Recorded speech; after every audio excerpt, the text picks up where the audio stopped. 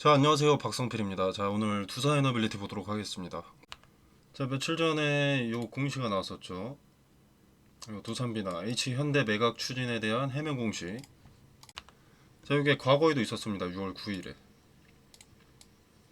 구체적인 사항이 결정된 시점 또는 1개월 이내 재공시를 하겠다고 해서 요 1개월이 지났기 때문에 재공시를 한 겁니다. 자, 그럼 그 당시에 6월 9일 주가를 한번 확인해 볼까요?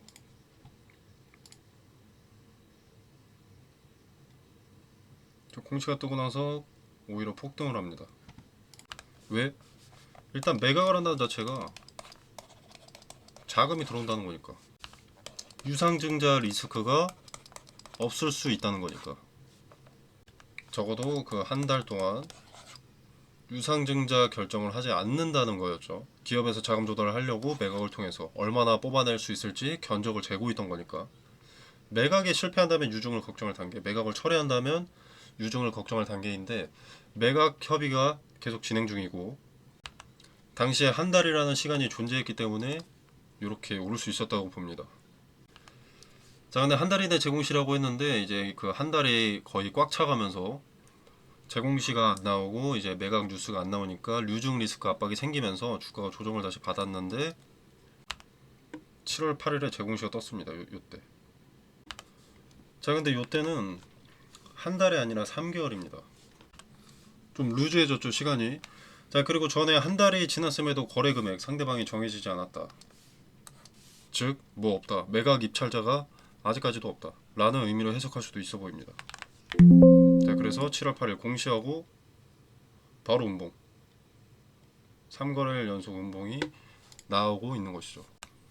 자, 기업은 자금 조달이 필요합니다.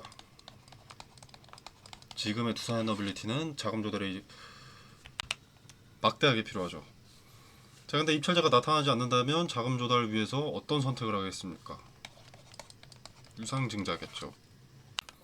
자, 실제로 이런 일이 발생할지는 미지수입니다. 아무도 알 수 없습니다. 기업의 임원들밖에 알지 못합니다. 자, 그러나 대다수의 투자자가 그렇게 생각을 하고 있기 때문에 리스크를 비껴가기 위해서 지금 매도 물량이 좀 나오고 있는 것이 아닌가, 이렇게 생각이 되고요. 자, 물론 장기적인 비전 자체는, 기업의 비전 자체는 압도적으로 좋다고 생각을 합니다. 두산에너빌리티는 독점 회사입니다. 독점. 높은 경쟁력을 가진 회사가 아니라 독점 회사. 자, 웨스팅하우스의 원자로 AP1000. 자, 요것의 사실상 독점 제작 업체가 두산에너빌리티죠. 자, 왜냐면 웨스팅하우스와 오랫동안 협업을 해서 두산이 갖고 있는 도급 회사의 설계 코드나 제작 경험, 무사고 운전 시간, 안전 관련법 등의 경험은 돈으로 즉시 해결할 수 없는 가치를 갖고 있습니다. 특히 원전이라는 분야 자체가 안전에 극도로 민감해야 하는 부분이기 때문에 도급 회사가 쉽게 계약 회사를 변경할 수가 없죠. 자, 이게 두산에너빌리티가 갖고 있는 명확한 경쟁력입니다. 지금 상승의 기반이자 수주가 예정된 이유고요. 자, 그리고 K원전과 두산에너빌리티는 구분을 좀 해야 됩니다. 자, 한수원이 주축인 K원전은 미국이나 뭐 프랑스, 얘네와 경쟁을 피할 수가 없습니다. 근데 두산에너빌리티는 누가 건설을 하든 어떤 국가가 건설을 하든 협력을 해야 하는 독점 회사이기 때문에 메리트가 상당히 크다고 볼 수가 있죠. 지금 트럼프의 원전 10기, 10기 건설 행정명령의 영향으로 원전 섹터의 수급이 몰리는 것도 있지만, 두산에너빌리티는 과거 2차 전지 때 에코프로처럼 경쟁력에서 앞서는 기업이라기보다는 독점 기업이기 때문에 사실상 리스크는 당시 에코프로보다 적다, 안전하다라고 할 수 있습니다. 근데 이건 30년 이후. 자, 그리고 장점을 조금 더 말씀을 드려보자면, 이익 실현이 2에서 5년 정도 걸리기는 하겠지만 원전 밸류 체인 중에서는 가장 빠른 시점에 이익이 실현될 전망입니다. 자, 2030년에는 영업이익 2조 6천억, 35년에는 5조 8천억 정도, 요 정도의 영업이익이 전망되기 때문에 어마어마한 기업이라고 할 수가 있겠죠. 자, 근데 너무나 먼 미래입니다. 이 정도의 미래 가치는 일부만 미리 반영이 됩니다. 그리고 두산에너빌리티는 이 원전 관련된 재료가 미래 가치가 전혀 반영되지 않았다면 이 자리에 있어야 됩니다. 그래서 지금의 리스크가 상당히 큰 자리라고 매번 강조를 드리는 거고요. 물론 앞서도 계속 말씀을 드렸지만 메리트도 상당히 큽니다. 근데 미래가치 선반영이 일부만 된다고 말씀을 드렸는데 그 일부가 어느 정도 규모일지 알 수가 없습니다. 맥시멈이 어디일지. 그리고 그 미래가치 선반영의 맥시멈은 개인이 정하는 게 아니고요. 막대한 자금으로 하나의 집단이 된 주체, 세력이 정하는 겁니다.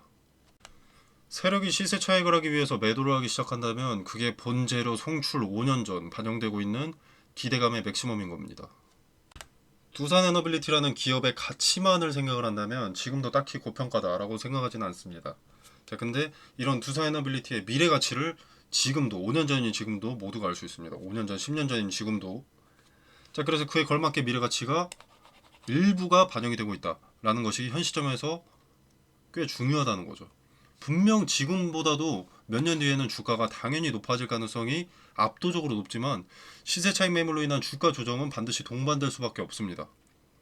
재료 자체가 하나의 3에서 5년 프로젝트입니다. 시간이라는 것이 리스크라는 거죠. 지금은 기대감인데 30년 이후에는 뭐 실질적으로 매출과 영업이익에 찍히기 때문에 30년 이후에는 리스크로 볼 것도 없습니다. 자, 근데 현 시점에는 미래가치를 어느 정도 선반영을 해놨고 추가적인 주가 상승 이벤트가 부재한 시기가 있을 수밖에 없습니다. 실제로는 착공에 들어가 있겠지만 이미 기대감이 반영이 되었던 내용이기 때문에 기대감은 소멸하고 실제 재료 송출을 기다리는 조정이 동반되는 리스크가 존재한다는 것이죠. 물론 그게 지금 당장은 아니라고 봅니다. 아직은 더 반영될 기대감이 어느 정도 남아있다라고 봅니다만 여러분이 1차 단기 대응을 할 시점은 존재할 수밖에 없다라는 말씀을 드리는 겁니다. 자, 그리고 제가 좀 전에 기대감 이벤트가 부재할 시기가 올 수밖에 없다라고 말씀을 드렸는데 기대감 이벤트가 부재할 때 오는 그런 조정은 안 입고 할 이유가 없습니다. 투자에너빌리티의 가치를 알고 있기 때문에 조정이 오히려 달갑죠. 오히려 싸게 담을 수 있는 기회가 온다는 것이니까.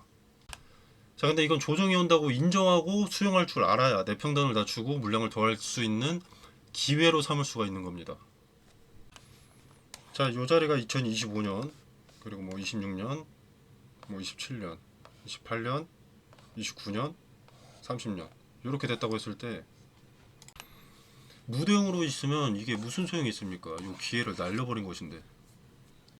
자, 지금도 짧게 봤을 때 단기 고점을 내가 인정하고 수용할 줄 알았다 라고 하면 7만원에 팔고 6만원에 다시 담을 수도 있었던 거죠. 뭐 2만원에 사셨다 이런 분들 대응하실 필요 딱히 없습니다. 이런 분들은 기존에 갖고 있던 물량은 대응을 하실 필요가 없고 세력들의 시세 차익과 손바뀜이 발생하는 시점, 기대감 이벤트가 부재하는 그 시점에 여윳돈으로 추가 매수를 하셔서 수량만 늘리는 전략으로 가셔도 충분하죠. 자, 근데 평단이 4만원에서 6만원 정도이신 분들은 무조건 단기 대응, 분할로 대응하셔서 수익권에서 수익이 적더라도 일단 가져가고 저점의 근거가 발생하면 매수해서 수량을 늘리시는 게 좋습니다. 왜냐하면 두산에너빌리티의 비전이 좋기 때문에. 자, 이 정도의 압도적인 미래 비전이 없었다면 조정이 온다면 손절 라인을 잡아야죠. 근데 차후 조정을 뛰어넘는 상승세가 나올 가능성이 상당히 높으니까 조정이 달가운 겁니다. 전망 좋은 기업이기 때문에 단기 고점에서의 비중 축소도 중요하겠지만 저점의 물량을 담을 수 있는 이 기회를 살리는 게 중요하다는 겁니다. 조정이 올 수밖에 없다는 것을 인정하고 수용할 줄 알아야 저점에서의 근거를 확인하고 매수할 수 있겠죠.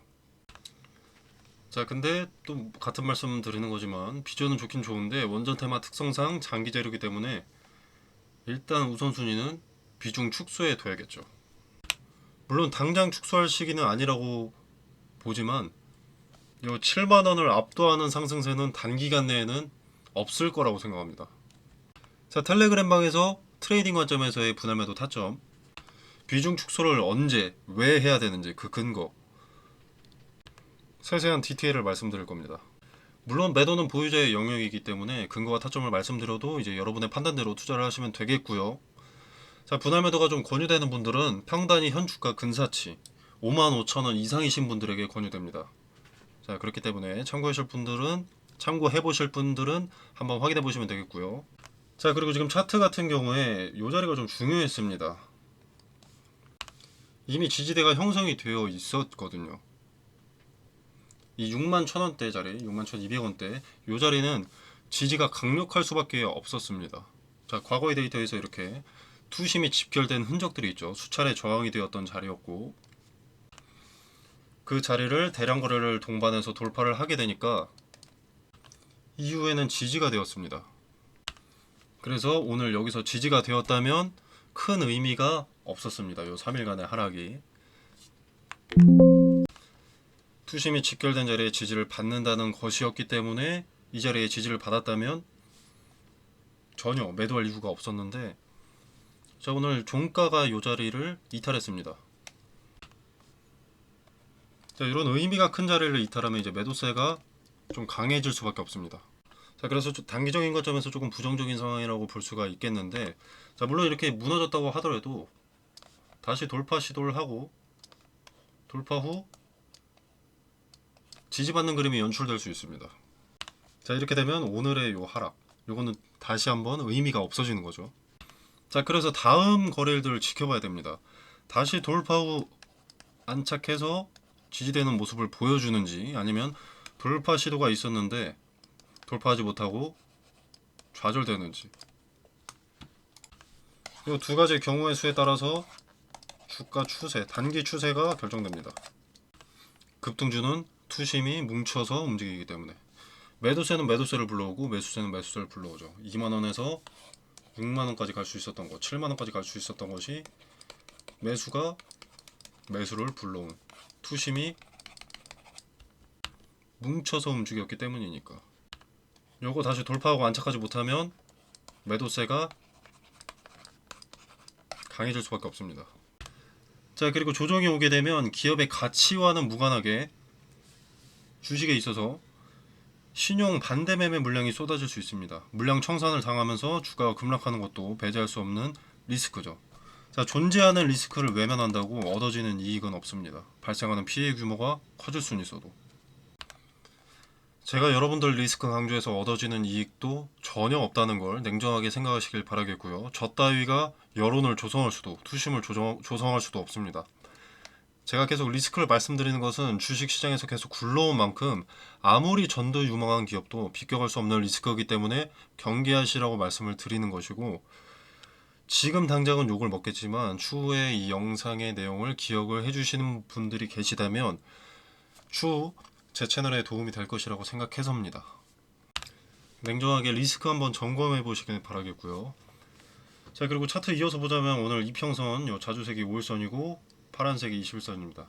요 이평선 두 개가 수렴이 됐는데 그 자리에 저항을 받았습니다. 그래서 이게 추세가 꺾이는 그 시작이 될 수도 있기는 한데, 이게 이제 돌파를 하게 되면 요 견고한 저항들이 다시 지지로 바뀌게 되기 때문에 아직은 지켜볼 단계로 판단이 되고요. 근거 하나 포착되면 바로 대응하시면 되겠습니다. 지금 요 짧은 자리 내에서 안착 후에 지지가 될지 아니면 저항 맞고 떨어질지가 관건이 되겠습니다. 자, 그리고 이 61,000원대를 자꾸 강조드리는 것이, 자, 30분 봉으로 봤을 때 이때도 꽤 의미가 큰 자리입니다. 지금은 저항으로 두고 있죠. 자, 과거에 저항이 수차례 수렴된 그런 자리입니다. 자, 그리고 거래를 동반해서 이 자리를 돌파하니까 급등이 나왔고요. 이후에도 저항의 흔적들이 있습니다. 좀 안 보여서 확대를 해보면,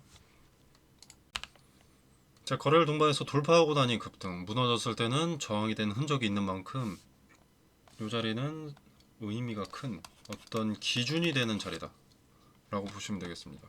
그리고 현재는 그 자리를 저항으로 두고 있다.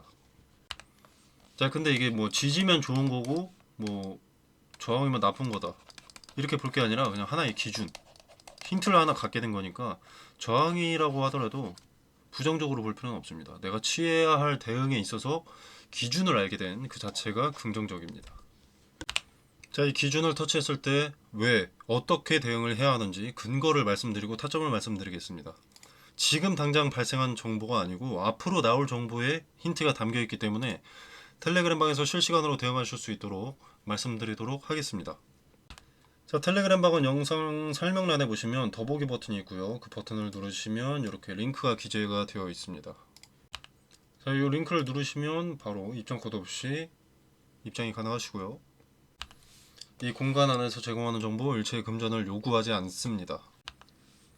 투자의 기준과 근거들을 말씀을 드리고요.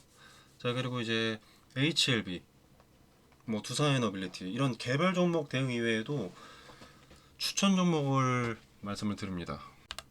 그래서 여러분이 투자할 종목을 찾고 있는데 뭘 사야 될지 모르겠다면 추천 종목도 한번 참고해 보셔도 좋을 것 같고요. 자, 그리고 검색기 같은 거 있죠. 자, 이거 인터넷에 종류가 너무 많잖아요. 자, 그래서 뭘 적용하셔야 할지 많이들 헷갈리시던데 좀 쓸모 있는 것들만 추려서 알려드리고 있습니다. 당연히 만능은 아니고요. 쓸데없는 방대한 정보들을 제외하고 봐야 될 것에 집중할 수 있도록 추려놓은 검색기입니다. 자, 한번 확인해 보시고 여러분의 투자에 도움이 되신다면 구독과 좋아요 눌러주시면 감사하겠습니다. 자, 오늘 영상 여기서 마무리하겠습니다. 감사합니다.